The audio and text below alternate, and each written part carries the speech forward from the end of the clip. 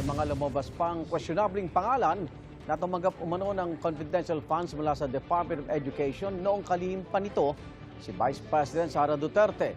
Ayon kay House Deputy Majority Leader Paulo Ortega V, kabilang dyan ang isang Amoy Liu, Fernan Amoy at Jug de Asim na tinawag niyang Team Amoy Asim.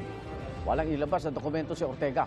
Lumabas daw ang mga kahinahinalang pangalan ng suriin ng Kamara ang acknowledgement receipts ng DepEd.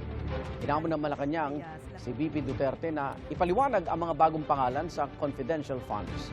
Well, they can say what they want to say, and then I can say what I want to say. It doesn't have to be na dahil pinupuna ko sila sa ginagawa nila sa ating bayan, ay kailangan ko din sagutin yung sinasabi nila. Sabi nga nila, pag confidential agents, confidential na mga tao, hindi po pwedeng pangalan na lang. Kailangan po meron pong meron pong backup, meron pong trail kung sino po yung totoong tao.